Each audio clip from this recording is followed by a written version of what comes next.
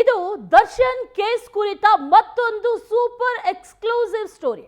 ಆರೋಪಿಗಳಿಗೆ ಸಹಕಾರ, ರಜೆ ಮೇಲೆ ಫ್ಯಾಮಿಲಿ ಟೂರ್. ಪ್ರಕರಣದಲ್ಲಿ ಒಂದು ಹೆಸರು ತಳುಕು ಹಾಕಿಕೊಂಡಿದೆ. ಆ ತಳುಕು ಹಾಕೊಂಡಂತ ಆ ವ್ಯಕ್ತಿಗೆ ಫುಲ್ ಗ್ರಿಲ್ ಮಾಡಿದ್ದಾರೆ ತನಿಖಾಧಿಕಾರಿಗಳು.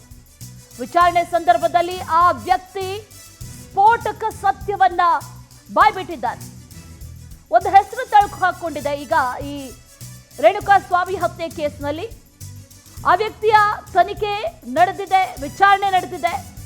ತನಿಖಾಧಿಕಾರಿಗಳು ಫುಲ್ ಗ್ರಿಲ್ ಮಾಡಿದ್ದಾರೆ ಆ ವ್ಯಕ್ತಿಗೆ. ವಿಚಾರಣೆ ಸಂದರ್ಭದಲ್ಲಿ ಆ ವ್ಯಕ್ತಿ ಒಂದಷ್ಟು ವಿಚಾರಗಳನ್ನ ಹೇಳ್ಕೊಂಡಿದ್ದಾರೆ, ಒಂದಷ್ಟು ಸ್ಫೋಟಕ ಸತ್ಯಗಳನ್ನ ಬಿಚ್ಚಿಟ್ಟಿದ್ದಾರೆ. ವ್ಯಕ್ತಿ ಆರೋಪಿಗಳಿಗೆ ಸಹಕಾರವನ್ನ ನೀಡಿರುವಂತಹ ಹಿನ್ನೆಲೆಯಲ್ಲಿ ಒಬ್ಬ ಪ್ರತಿಷ್ಠಿತ ವ್ಯಕ್ತಿಯ ಹೆಸರು ತಳುಕು ಹಾಕೊಂಡಿದೆ. ತನಿಖಾಧಿಕಾರಿಗಳು ಈಗ ಆತನನ್ನ ವಿಚಾರಣೆ ನಡೆಸಿದ್ದಾರೆ. ಪ್ರಕರಣದಲ್ಲಿ ಒಂದಷ್ಟು ಹೆಸರುಗಳು ಕೇಳಿ ಬರ್ತಾ ಇರೋದು. ರೇಣುಕಾ ಸ್ವಾಮಿ ಹತ್ಯೆ ಕೇಸ್ನಲ್ಲಿ ಪಿಎಸ್ಐ ವಿನಯ್ ಹೆಸರು ಈಗ ತಳುಕು ಹಾಕೊಂಡಿರೋದು. ಪಿಎಸ್ಐ ವಿನಯ್ ವಿಚಾರಣೆಯನ್ನ ನಡೆಸಿದ್ದಾರೆ ಈಗ ತನಿಖಾಧಿಕಾರಿಗಳು. ವಿನಯ್ಗೆ ನೋಟಿಸ್ ಅನ್ನ ನೀಡಿದ್ರು ತನಿಖಾಧಿಕಾರಿ ಚಂದನ್. ತನ್ನ ಪಾತ್ರದ ಕುರಿತು ಸ್ಪಷ್ಟನೆಯನ್ನ ನೀಡಿದ್ದಾರೆ ಪಿಎಸ್ಐ ವಿನಯ್. ಕಾಮಾಕ್ಷಿ ಪಾಳ್ಯ ಠಾಣೆ ಪೊಲೀಸರು ಈ ಪಿಎಸ್ಐ ವಿನಯ್. ಹಾಗಿದ್ರೆ ಈ ಕೇಸ್ಗೂ ಜೊತೆಗೂ ಈ ಪಿಎಸ್ಐ ವಿನಯ್ಗೂ ಸಂಬಂಧ ಏನು? ಆ ಸಂಬಂಧಕ್ಕೆ ಸಂಬಂಧಪಟ್ಟಂತೆ ಪಿಎಸ್ಐ ವಿನಯ್ ಹಾಗಾದ್ರೆ ಏನು ಉತ್ತರ ಕೊಟ್ಟಿದ್ದಾರೆ? ತನಿಖೆ ನಡೆದಿದೆ. ಈ ಕೇಸ್ನಲ್ಲಿ ಪಿಎಸ್ಐ ವಿನಯ್ ಹೆಸರು ಕೂಡ ಈಗ ಕೇಳಿ ಬರ್ತಾ ಇರೋದು. ರೇಣುಕಾ ಸ್ವಾಮಿ ಕೊಲೆ ಪ್ರಕರಣದ ಹಿಂದೆ ಪಿಎಸ್ಐ ನೆರಳು ಇಲ್ಲಿ ಫೋಟೋದಲ್ಲಿ ಗಮನಿಸ್ತಾ ಇದ್ದೀವಲ್ಲ, ಈತನೇ ಪಿಎಸ್ಐ ವಿನಯ್. ನಿಜಕ್ಕೂ ಕೂಡ ಶಾಕಿಂಗ್ ವಿಚಾರ ಇದು. ಕೊಲೆ ನಂತರ ಈ ಪಿಎಸ್ಐ ಜೊತೆಗೆ ಆರೋಪಿಗಳು ಸಂಪರ್ಕದಲ್ಲಿ ಇದ್ರು ಅನ್ನುವಂತ ಒಂದಷ್ಟು ವಿಚಾರಗಳು ಈಗ ತಿಳಿದು ಬರ್ತಾ ಇರೋದು. ಹಾಗಾಗಿ ವಿಚಾರಣೆ ಕೂಡ ನಡೆದಿದೆ. ಈ ಪಿಎಸ್ಐ ವಿನಯ್ ಸಿಡಿಆರ್ ಅನ್ನ ಪಡೆದು, ಅಂದ್ರೆ ಮೊಬೈಲ್ ಡೀಟೇಲ್ಸ್ ಅನ್ನ ಪಡೆದು ಪರಿಶೀಲನೆಯನ್ನ ನಡೆಸಿದ್ದಾರೆ ಪೊಲೀಸರು, ತನಿಖಾಧಿಕಾರಿಗಳು. ಆ ನಂತರ ಠಾಣೆಗೆ ಕರೆಸಿಕೊಂಡು ವಿಚಾರಣೆಯನ್ನ ಕೂಡ ನಡೆಸಿದ್ದಾರೆ. ಆ ಸಿಡಿಆರ್ ಡೀಟೇಲ್ಸ್ ನಲ್ಲಿ ಪಿಎಸ್ಐಗೆ ಕರೆ ಮಾಡಿರುವಂತದ್ದು, ಆರೋಪಿಗಳು ಕರೆ ಮಾಡಿರುವಂತ ವಿಚಾರ ಬಯಲಿಗೆ ಬಂದಿದೆ. ಪಿಎಸ್ಐ ಒಂದಷ್ಟು ವಿಚಾರಗಳನ್ನ ಹೇಳಿದ್ದಾರೆ. ಈ ಪಿಎಸ್ಐ ಹಾಗಾದ್ರೆ ಅಸಲಿಗೆ ಹೇಳಿದ್ದಾದ್ರೂ ಏನು? ವಿಚಾರಣೆ ಸಂದರ್ಭದಲ್ಲಿ ಶಾಕಿಂಗ್ ಸೀಕ್ರೆಟ್ಸ್ ಈಗ ಬಯಲಾಗ್ತಾ ಇದೆ. ಆರೋಪಿ ಪ್ರದೋಷ್ ಜೊತೆ ವಾಟ್ಸ್ಆಪ್ ಕರೆ ಮೂಲಕ ಸಂಪರ್ಕ ಮಾಡಿದ್ದ ಈ ಪಿಎಸ್ಐ ವಿನಯ್. ಜೂನ್ 6ರಿಂದ ಜೂನ್ 17ರವರೆಗೂ ಕೂಡ ರಜೆಯಲ್ಲಿದ್ದ ಪಿಎಸ್ಐ ವಿನಯ್. ಪಶ್ಚಿಮ ವಿಭಾಗದ ಡಿಸಿಪಿಯಿಂದ ರಜೆ ಮಂಜೂರಾಗಿತ್ತು. ಜೂನ್ 6ರಿಂದ 12 ಮಂದಿ ಕುಟುಂಬ ಸದಸ್ಯರ ಜೊತೆ ಕೇರಳ ಟ್ರಿಪ್ ಕೂಡ ಈತ ಹೋಗಿರ್ತಾರೆ. ಜೂನ್ 6ರಂದು ಕಬಿನಿ ವನ್ಯಧಾಮ ಫಾರೆಸ್ಟ್ ನಲ್ಲಿ ವಾಸ್ತವ್ಯವನ್ನ ಹೂಡ್ತಾರೆ. ಆ ಬಳಿಕ ಜೂನ್ 7 ಮತ್ತು 8ರಂದು ಕೇರಳದ ವಯನಾಡಿಗೆ ಪ್ರವಾಸಕ್ಕೆ ಅಂತ ತೆರಳಿದ್ರು. ಜೂನ್ 9ರಂದು ಬನ್ಸೂರು ಜಲಾಶಯಕ್ಕೆ ತೆರಳಿ ಆ ನಂತರ ಬೆಂಗಳೂರಿಗೆ ವಾಪಸ್ ಆಗಿದ್ದಾರೆ. ಜೂನ್ 6ರಿಂದ ಜೂನ್ 17ರವರೆಗೂ ಕೂಡ ರಜೆ. ಫ್ಯಾಮಿಲಿ ಟೂರ್ ಹೋಗಿದ್ರು ಒಂದಷ್ಟು. ಜೂನ್ 8ರ ರಾತ್ರಿ 8:30ರಿಂದ 11ರವರೆಗೆ 122 ಬಾರಿ ವಾಟ್ಸ್ಆಪ್ ಕಾಲ್ಸ್ ಬಂದಿದೆ ಪಿಎಸ್ಐ ವಿನಯ್ಗೆ. 2.5 ಗಂಟೆಯಲ್ಲಿ 122 ಕಾಲ್ಸ್, 122 ಬಾರಿ ವಾಟ್ಸ್ಆಪ್ ಕರೆ, ಮೆಸೇಜ್ಗಳು ಇದೆಲ್ಲವೂ ಕೂಡ ಬಂದಿದೆ ಸಿಡಿಆರ್ ನಿಂದ. ಈಗ ಬಯಲಾಗಿದೆ ಈ ಶಾಕಿಂಗ್ ಡೀಟೇಲ್ಸ್. ಆರೋಪಿಗಳ ಜೊತೆ ಹಾಗಾದ್ರೆ ಪಿಎಸ್ಐ ವಿನಯ್ ಯಾವ ರೀತಿಯ ಸಂಪರ್ಕವನ್ನ ಇಟ್ಕೊಂಡಿದ್ರು, ಏನೆಲ್ಲ ವಿಚಾರಗಳನ್ನ ಮಾತಾಡಿದ್ರು ಅನ್ನುವಂತ ಪ್ರಶ್ನೆ ಈಗ ಕಾಡ್ತಾ ಇರೋದು. ಸಹಕಾರ ಕೊಟ್ಟಿರುವಂತ ಒಂದಷ್ಟು ಆರೋಪಗಳು ಕೂಡ ಈಗ ಕೇಳಿ ಬರ್ತಾ ಇದೆ. ಪಿಎಸ್ಐ ವಿನಯ್ ಹೆಸರು ಕೇಳಿ ಬರ್ತಾ ಇದೆ. ಈ ಸಿಡಿಆರ್ ನಲ್ಲಿ ಪಿಎಸ್ಐಗೆ ಕರೆ ಮಾಡಿರೋದು, ವಾಟ್ಸ್ಆಪ್ ಕಾಲ್ಸ್ ಮಾಡಿರೋದು, ಎಲ್ಲ ವಿಚಾರಗಳು ಕೂಡ ಈಗ ಬಯಲಿಗೆ ಬರ್ತಾ ಇದೆ. ಪ್ರಕರಣದ ತನಿಖೆ ನಡೀತಾ ಇದೆ ಒಂದಷ್ಟು. ಈಗಾಗಲೇ 2ನೇ ಚಾರ್ಜ್ ಶೀಟ್ ಅನ್ನ ಕೂಡ ಸಲ್ಲಿಕೆ ಮಾಡಲಾಗಿದೆ. ತನಿಖಾಧಿಕಾರಿಗಳು ವಿಚಾರಣೆಯನ್ನ ನಡೆಸಿದ್ದಾರೆ. ಈಗ ಈ ಪೊಲೀಸ್ ಇನ್ಸ್ಪೆಕ್ಟರ್ ಪಿಎಸ್ಐ ವಿನಯ್ ಸಹಕಾರ ಕೊಟ್ಟಿದ್ರು ಅನ್ನುವಂಥ ವಿಚಾರ ಗೊತ್ತಾಗಿದೆ. ಕೊಲೆಯ ನಂತರ ಪಿಎಸ್ಐ ಜೊತೆಗೆ ಆರೋಪಿಗಳು ನಿರಂತರವಾಗಿ ಸಂಪರ್ಕದಲ್ಲಿದ್ರು. ಒಂದೆರಡು ಸರಿ ಅಲ್ಲ, ಕೇವಲ 2.5 ಗಂಟೆಯ ಹೊತ್ತಿನಲ್ಲಿ 122 ಬಾರಿ ಕರೆಯನ್ನ ಮಾಡಿದ್ದಾರೆ. ಅದು ವಾಟ್ಸ್ಆಪ್ ಕಾಲ್. ಇದು ನಿಜಕ್ಕೂ ಶಾಕಿಂಗ್ ಆಗಿರುವಂತದ್ದು. ಪಿಎಸ್ಐಗೆ ಕರೆ ಮಾಡಿದ್ದಾರೆ ಆರೋಪಿಗಳು ಅನ್ನುವಂಥ ವಿಚಾರ ಈಗ ತನಿಖೆಯಲ್ಲಿ ಬಯಲಾಗಿದೆ. ಕೇರಳದಲ್ಲಿದ್ದಂತಹ ಸಂದರ್ಭದಲ್ಲಿ ಯಾವುದೇ ನೆಟ್ವರ್ಕ್ ಸಿಗದೆ ಸಮಸ್ಯೆ ಆಗಿತ್ತು. ಹೋಟೆಲ್ನ ವೈಫೈಯನ್ನ ಬಳಸಿಕೊಂಡು ವಾಟ್ಸ್ಆಪ್ ಕಾಲ್ಸ್ ಅನ್ನ ಮಾಡಿದ್ದೆ. ಇದು PSI ವಿನಯ್ ನೀಡಿರುವಂತಹ ಸ್ಟೇಟ್ಮೆಂಟ್. ಹಾಗಾಗಿ ಪ್ರದೋಷ್ನ ವಾಟ್ಸಪ್ ಕರೆಯನ್ನ ರಿಸೀವ್ ಮಾಡಿದ್ದೆ. ಪ್ರದೋಷ್ ಕರೆ ಮಾಡಿದ್ದ, ನಾನು ಮಲಗಿದ್ದ ಸಂದರ್ಭದಲ್ಲಿ ಕರೆ ಮಾಡಿದ್ದು. ಆ ಸಂದರ್ಭದಲ್ಲಿ ನಾನು ಅದನ್ನ ರಿಸೀವ್ ಮಾಡಿಲ್ಲ. ಆ ಬಳಿಕ ಮೊಬೈಲ್ ನೋಡಿಕೊಂಡು ಪ್ರದೋಷ್ಗೆ ವಾಪಸ್ ಕಾಲ್ ಬ್ಯಾಕ್ ಮಾಡಿದ್ದೆ. ಜೂನ್ 9ರಂದು ಬೆಳಿಗ್ಗೆ 10:30ಕ್ಕೆ ಪ್ರದೋಷ್ನಿಂದ ಕರೆ ಬಂದಿದೆ. ಸುಮನಹಳ್ಳಿ ಅಪಾರ್ಟ್ಮೆಂಟ್ ನಮ್ಮ ಠಾಣಾ ವ್ಯಾಪ್ತಿಗೆ ಸೇರಿದ್ದು. ವಾಟ್ಸಪ್ ಕರೆ ಮೂಲಕ ಮಾಹಿತಿಯನ್ನ ನೀಡಿದ್ರು ವಿನಯ್. ಹೌದು, ಅದು ನಮ್ಮ ಠಾಣಾ ವ್ಯಾಪ್ತಿಗೆ ಬರುತ್ತೆ ಅನ್ನುವಂತ ಮಾತನ್ನ ವಿನಯ್ ಹೇಳ್ತಾರೆ. ಆ ಬಳಿಕ ಇದ್ರ ಬಗ್ಗೆ ಹೆಚ್ಚಿನ ಮಾಹಿತಿಯನ್ನ ಕೇಳಿದ್ರು PSI ವಿನಯ್. ಆ ಸಂದರ್ಭದಲ್ಲಿ ಪ್ರದೋಷ್ ಅನ್ನ ಸಂಪರ್ಕಿಸಿದ್ದಾರೆ PSI ವಿನಯ್. ಹೆಚ್ಚಿನ ಮಾಹಿತಿಯನ್ನ ಪಡೆಯುವಂತ ಸಲುವಾಗಿ ಪ್ರದೋಷ್ ಅನ್ನ ಸಂಪರ್ಕಿಸಿದ್ದಾರೆ ಅನ್ನುವಂತ ಮಾಹಿತಿಯನ್ನ PSI ವಿನಯ್ ಹೇಳಿರೋದು. 2.5 ಗಂಟೆಯಲ್ಲಿ ರಾತ್ರಿ ಇಡೀ ಕಾಲ್ ಬಂದಿದೆ. ಜೂನ್ 8ರ ರಾತ್ರಿ 8:30ರಿಂದ 11 ಗಂಟೆಯ ಒಳಗೆ 122 ಬಾರಿ ವಾಟ್ಸಪ್ ಕಾಲ್ಸ್ ಬಂದಿದೆ, ಮೆಸೇಜ್ಗಳು ಬಂದಿದೆ, ಎಲ್ಲವೂ ಕೂಡ ಬಂದಿದೆ. 2.5 ಗಂಟೆಯಲ್ಲಿ 122 ಬಾರಿ ವಾಟ್ಸಪ್ ಕರೆಗಳು ಬಂದಿದೆ. ಆನಂತರದಲ್ಲಿ ಈಗ PSI ವಿನಯ್ ಹೇಳಿರುವಂಥದ್ದು, ನಾನು ಆ ಕಾಲ್ಸ್ ಅನ್ನ ರಿಸೀವ್ ಮಾಡಿಲ್ಲ, ರಾತ್ರಿ ಬಂದಂಥ ಕಾಲ್ಸ್ ಅನ್ನ ರಿಸೀವ್ ಮಾಡಿಲ್ಲ. ಕೇರಳದಲ್ಲಿದ್ದೆ, ನಾನು ರಜದ ಮೇಲೆ ಇದ್ದೆ, ಫ್ಯಾಮಿಲಿ ಟೂರ್ಗೆ ಹೋಗಿದ್ದೆ, ಅದಕ್ಕೆಲ್ಲ ಡೀಟೇಲ್ಸ್ ಕೊಟ್ಟಿದ್ದಾರೆ. ಈಗಾಗಲೇ ರಜೆ ತಗೊಂಡಿದ್ರು. ಜೂನ್ 6ರಿಂದ ಜೂನ್ 17ರವರೆಗೂ ಕೂಡ ರಜೆಯಲ್ಲಿದ್ದೆ ಅನ್ನುವಂಥದ್ದನ್ನು ಈಗಾಗಲೇ PSI ವಿನಯ್ ಹೇಳಿರೋದು ತಮ್ಮ ಸ್ಟೇಟ್ಮೆಂಟ್ ಅಲ್ಲಿ. ಆಗ ನೆಟ್ವರ್ಕ್ ಇರಲಿಲ್ಲ ಕೇರಳದಲ್ಲಿ, ಹಾಗಾಗಿ ಹೋಟೆಲ್ನ ವೈಫೈ ಬಳಸಿಕೊಂಡು ಈ ವಾಟ್ಸಪ್ ಕಾಲ್ಸ್ ಅನ್ನ ಮಾಡಲಾಗಿತ್ತು ಅನ್ನೋದನ್ನ PSI ವಿನಯ್ ಹೇಳಿದ್ದಾರೆ. ಜೊತೆಗೆ ಪ್ರದೋಷ್ಗೂ ಕೂಡ ವಾಟ್ಸಪ್ನಲ್ಲೇ ಕರೆ ಮಾಡಿದ್ರಂತೆ. ಈ ಕೃತ್ಯ ನಡೆದ ಮರುದಿನ ಸುಮನಹಳ್ಳಿ ಬಳಿ ಈ ಶವವನ್ನ ಬಿಸಾಕಿದ ಸಂದರ್ಭದಲ್ಲಿ ಅದರ ನಂತರದಲ್ಲಿ ಕರೆಗಳು ಬಂದಿದೆ. PSI ವಿನಯ್ ಕೂಡ ವಾಪಸ್ ಕಾಲ್ ಮಾಡಿರೋದಾಗಿ ಈಗ ಸ್ಟೇಟ್ಮೆಂಟ್ ಕೊಟ್ಟಿದ್ದಾರೆ. ಇನ್ನು ಈ 24 ಗಂಟೆಯ ಒಳಗೆ ಮೆಸೇಜ್ ಅನ್ನ ಅಳಿಸುವಂತ ಸೆಟ್ಟಿಂಗ್ ಅನ್ನ ಮಾಡ್ಕೊಂಡಿದ್ದ ವಿನಯ್.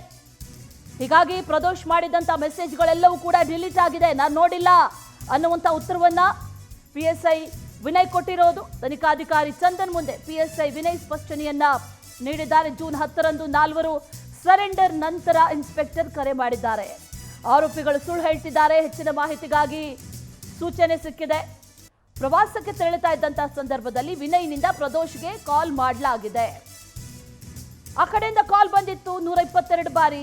ರಾತ್ರಿ ಬಂದಿತ್ತು, ನನಗೆ ನೆಟ್ವರ್ಕ್ ಇರಲಿಲ್ಲ, ಕೇರಳದಲ್ಲಿದೆ, ಹಾಗಾಗಿ ಆನಂತರ 24 hours ಅಲ್ಲಿ ಈ ಡಿಸಪಿಯರಿಂಗ್ ಮೆಸೇಜಸ್ ಸೆಟ್ಟಿಂಗ್ಸ್ ಇತ್ತು. ಹಾಗಾಗಿ ಮೆಸೇಜ್ ಎಲ್ಲವೂ ಕೂಡ ಡಿಲೀಟ್ ಆಗಿತ್ತು, ಆದರೆ ಕಾಲ್ ಬಂದಿರೋದು ಇತ್ತು. ಹಾಗಾಗಿ ವಾಪಸ್ ನಾನು ಕಾಲ್ ಮಾಡಿದ್ದೆ ಅನ್ನುವಂಥದ್ದನ್ನ PSI ವಿನಯ್ ಈಗ ಸ್ಪಷ್ಟನೆಯನ್ನ ಕೊಟ್ಟಿರೋದು. PSI ವಿನಯ್ ಹೆಸರು ಕೂಡ ಈಗ ತಳುಕು ಹಾಕೊಂಡಿರುವಂಥದ್ದು.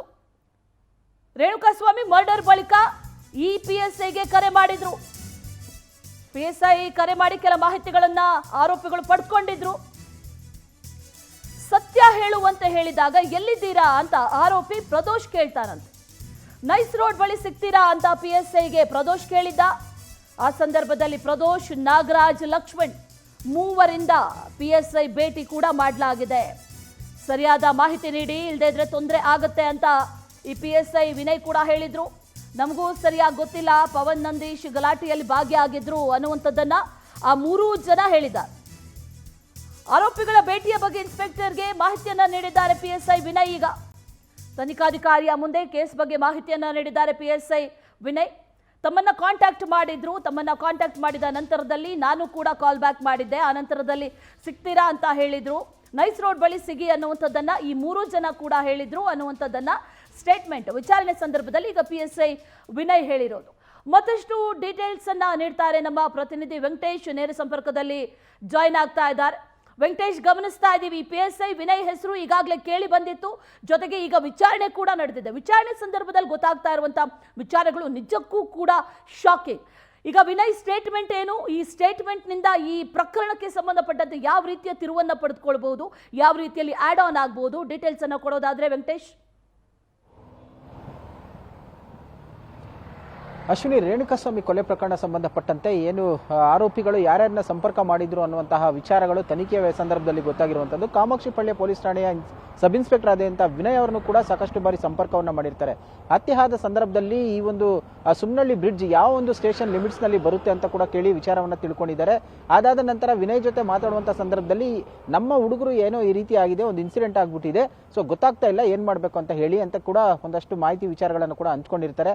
ಆಗ ಇವರು 6ರಿಂದ 17ನೇ ತಾರೀಕುವರೆಗೂ ಜೂನ್ ಈ ಒಂದು 11 ದಿನಗಳ ಕಾಲ ಒಂದು ರಜೆಯನ್ನು ಕೂಡ ತೆಗೆದುಕೊಂಡಿರ್ತಾರೆ. ಆಗ ಅವರು ಆ ಕುಟುಂಬ ಸಮೇತ ಬೇರೆ ಕಡೆ ಪ್ರವಾಸವನ್ನು ಹೋಗಿರ್ತಾರೆ. ಸೊ ಆಗ 8ನೇ ತಾರೀಕು ಸುಮಾರು 8ರಿಂದ 11:30ವರೆಗೂ ಕೂಡ ಒಂದು 122 ಬಾರಿ ಕರೆಯನ್ನ ಮಾಡ್ತಾರೆ. ಈ ವಿಚಾರಕ್ಕೆ ಸಂಬಂಧಪಟ್ಟಂತೆ ಏನ್ ಮಾಡಬೇಕು ಮುಂದೆ, ಈ ರೀತಿ ಆಗಿದೆ ಇನ್ಸಿಡೆಂಟ್ ಅಂತ ಹೇಳಿ. ಸಾಮಾನ್ಯವಾಗಿ ಒಬ್ಬ ಪೊಲೀಸ್ ಠಾಣಾ ವ್ಯಾಪ್ತಿಯಲ್ಲಿರುವಂತಹ ಅಧಿಕಾರಿಗಳು ಸ್ಥಳೀಯರಿಗೂ ಕೂಡ ಸಂಪರ್ಕದಲ್ಲಿ ಇರ್ತಾರೆ. ಆ ಒಂದು ಉದ್ದೇಶದಿಂದ ಸ್ನೇಹಿತರು ಇರಬಹುದು ಪ್ರದೀಶ್ ಮತ್ತು ವಿನಯ್. ಹಾಗಾಗಿ ಈ ಒಂದು ವಿಚಾರವನ್ನು ಕೂಡ ಅವರ ಹತ್ರ ಸಾಕಷ್ಟು ಬಾರಿ ವಿನಯವನ್ನು ಮಾಡ್ಕೊಂಡಿದ್ದಾರೆ, ಚರ್ಚೆಯನ್ನ ಮಾಡಿದ್ದಾರೆ. ಹಾಗೂ ಹತ್ಯೆ ಆದ ನಂತರ ಒಂದು ಫೋಟೋವನ್ನು ಕೂಡ ರೇಣುಕಾಸ್ವಾಮಿ ಹತ್ಯೆ ಆಡಿದಂತ ಫೋಟೋ ಏನಿದೆ ಅದನ್ನು ಕೂಡ ಅವರಿಗೆ ವಿನಯ್ಗೆ ವಾಟ್ಸ್ಆಪ್ ಅನ್ನ ಮಾಡಿದ್ದಾರೆ. ಆ ವಾಟ್ಸ್ಆಪ್ ಮಾಡಿದಂತ ಫೋಟೋವನ್ನು ಕೂಡ ಇದೆ. ಅದಾದ ನಂತರ 24 ಗಂಟೆಗಳ ನಂತರ ಎಲ್ಲವೂ ವಾಟ್ಸ್ಆಪ್ ಮೆಸೇಜ್ಗಳಾಗಿರ್ಬೋದು, ಫೋಟೋ ಏನ್ ಕಳಿಸ್ತಾರೆ ಅದು ಡಿಲೀಟ್ ಆಗುವಂತಹ ಆಪ್ಷನ್ ಕೂಡ ಇದೆ ಅಂತ ಕೂಡ ತನಿಖಾಧಿಕಾರಿಗಳ ಮುಂದೆ ವಿನಯ್ ಅವರು ಹೇಳ್ಕೊಂಡಿರುವಂತದ್ದು. ಈ 122 ಬಾರಿ ಕರೆಯನ್ನ ಮಾಡ್ತಾರೆ. ಯಾಕೆ ಈ ಒಂದು ಕರೆಯನ್ನ ಮಾಡ್ತಾರೆ ಅಂತ ಸಂದರ್ಭದಲ್ಲಿ ಹೇಳಿದಾಗ ಅವರು ಅಲ್ಲಿದ್ದಂತಹ ವೇಳೆಯಲ್ಲಿ ನೆಟ್ವರ್ಕ್ ನ ಸಮಸ್ಯೆ ಇತ್ತು, ಅವರು ಬಂದಂತಹ ಕರೆಗಳನ್ನು ಕೂಡ ನಾನು ಕಾಲ್ ಬ್ಯಾಕ್ ಮಾಡ್ಲಿಕ್ಕಾಗಿಲ್ಲ, ಹೋಟೆಲ್ ನ ವೈಫೈ ಅನ್ನ ಬಳಸಿಕೊಂಡು ಕರೆಯನ್ನ ಮಾಡ್ತಾ ಇದ್ದೆ, ಹಾಗಾಗಿ ಇಷ್ಟು ಬಾರಿ ಕರೆಯನ್ನ ಮಾಡಬೇಕಾದಂತ ಅನಿವಾರ್ಯ ಬಂತು ಅಂತ ಹೇಳ್ತಾರೆ. ಆದ ಬಳಿಕ ಏನು ನೆಕ್ಸ್ಟ್ ಡೇ ಒಂದು ಇನ್ಸಿಡೆಂಟ್ ಆಗಿರೋದು ಕನ್ಫರ್ಮ್ ಆಗುತ್ತೆ. ಆ ಸಂದರ್ಭದಲ್ಲಿ ಈ ರೀತಿಯಾದಂತಹ ಒಂದು ಇನ್ಸಿಡೆಂಟ್ ಆಗಿದೆ ಅಂತ ಹೇಳಿ ಕೂಡ PSI ವಿನಯ್ ಅವರು ಕಾಮಾಕ್ಷಿಪಳ್ಳಿ ಠಾಣೆಯ ಇನ್ಸ್ಪೆಕ್ಟರ್ಗೆ ಮಾಹಿತಿಯನ್ನ ಕೊಡ್ತಾರೆ. ಅದಾದ ಬಳಿಕ 4 ಜನ ಬಂದು ಸರೆಂಡರ್ ಆಗಿದ್ದಾರೆ ಅಂತ ಹೇಳ್ತಾರೆ. ಅಂದ್ರೆ ಆಗ ಮತ್ತೆ ಇವರು ಇನ್ಸ್ಪೆಕ್ಟರ್ ಹೇಳ್ತಾರೆ, ಈ ಘಟನೆಗೆ ಸಂಬಂಧಪಟ್ಟಂತೆ 4 ಜನ ಬಂದು ಅರೆಸ್ಟ್ ಆಗಿದ್ದಾರೆ, ಸರೆಂಡರ್ ಆಗಿದ್ದಾರೆ.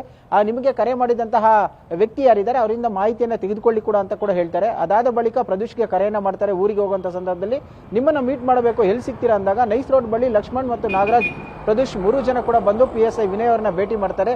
ಭೇಟಿ ಮಾಡಿದಂತ ಸಂದರ್ಭದಲ್ಲಿ ಘಟನೆ ಬಗ್ಗೆ ಹೇಳ್ತಾರೆ, ಈ ರೀತಿ ಆಗಿದೆ ಅಂತ ಹೇಳಿ. ಅಂದ್ರೆ ಕಾನೂನಿನ ವಿರುದ್ಧವಾಗಿ ನಡೆದುಕೊಳ್ಬೇಡಿ, ಏನಾಗಿದೆ ಅದನ್ನ ಹೇಳಿ ಅಂತ ಹೇಳಿದಂತ ಸಂದರ್ಭದಲ್ಲಿ ಘಟನೆ ಆದಂತ ಸಂದರ್ಭದಲ್ಲಿ ನಾವು ಕೂಡ ಇರಲಿಲ್ಲ, ಅಲ್ಲಿ ರಾಘವೇಂದ್ರ ಮತ್ತು ಜಗದೀಶನ್ ಅವರು ಇದ್ರು, ಸೊ ಅವ್ರನ್ನ ಸರೆಂಡರ್ ಆಗೋದಕ್ಕೆ ಹೇಳಿದ್ದೀನಿ ಅಂತ ಕೂಡ ಹೇಳ್ತಾರೆ. ಆಗ ಈ ಘಟನೆಗೆ ಸಂಬಂಧಪಟ್ಟಂತೆ PSI ವಿನಯ್ ಅವರು ಕೂಡ ಠಾಣೆಗೆ ವಿಚಾರವನ್ನು ತಿಳಿಸ್ತಾರೆ. ಈ ರೀತಿಯಾದಂತಹ ಒಂದು ಇನ್ಸಿಡೆಂಟ್ ಆಗಿದೆ, ಈ 4 ಜನ ಬಂದು ಏನು ಸರೆಂಡರ್ ಆಗಿದ್ದಾರೆ, ಆ ಘಟನೆಗೆ ಸಂಬಂಧಪಟ್ಟಂತೆ ನನಗೆ ಕರೆ ಮಾಡಿದವರು ಈ ರೀತಿಯಾದಂತಹ ಮಾಹಿತಿಯನ್ನು ಕೊಟ್ಟಿದ್ದಾರೆ ಅಂತ ಹೇಳಿ PSI ವಿನಯ್ ಅವರು ಕೂಡ ಹೇಳ್ತಾರೆ. ಇದಾದ ಬಳಿಕ ಅವರ ಒಂದು ಕಾಲ್ ಡೀಟೇಲ್ ಅನ್ನ ತೆಗಿತಾ ಹೋದಾಗ ಸಂದರ್ಭದಲ್ಲಿ ಫೋಟೋಗಳು ಕೂಡ ಎಲ್ಲವೂ ಕೂಡ ರಿಟ್ರೀವ್ ಆಗಿರುವಂತದ್ದು.